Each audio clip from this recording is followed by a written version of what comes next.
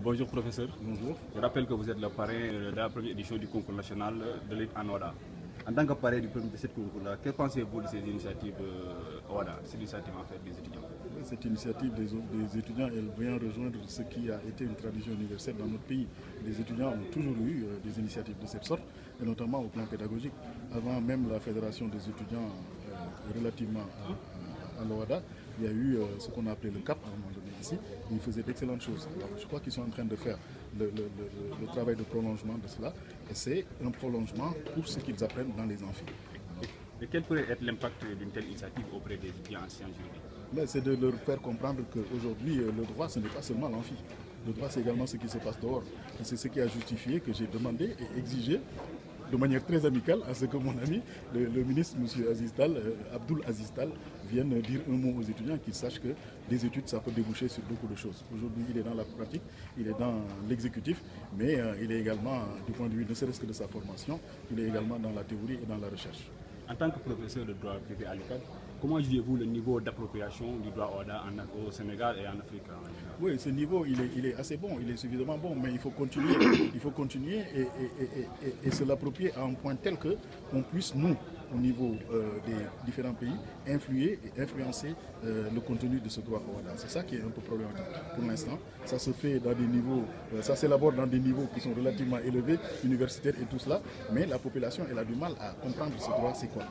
Et de ce point de vue, il faudrait mieux disséminer et faire en sorte que l'université joue son rôle d'instrument pour la société. Monsieur le ministre, qu'est-ce que vous voulez dire en fait, par rapport à ce que vous venez d'assister? Alors, ce que je peux dire, c'est que les deux mamelles d'une université, c'est la recherche et le développement. Cette université existe depuis plus de 60 ans. Les locaux, je veux dire. Mais la science a évolué. La réflexion a évolué. Les enseignements ont évolué. Grâce à quoi? Grâce à la recherche et au développement. Si on s'était tenu à ce qu'on enseignait ici il y a de cela 50 ans, probablement on n'aurait plus parlé d'université. On ne parlerait plus d'université, parce qu'on serait complètement dépassé.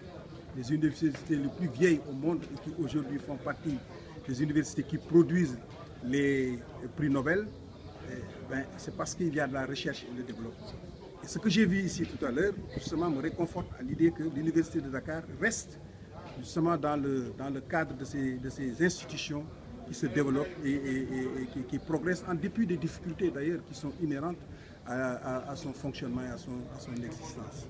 Je dois donc, c'est pour la raison pour laquelle j'ai accepté, disons, l'invite de mon ami le professeur Sakho pour venir encourager justement ces étudiants-là à aller dans le sens de ce qu'ils sont en train de faire et qui inexorablement va déboucher sur l'amélioration de la qualité et des enseignements, du contenu, des ressources humaines de notre pays.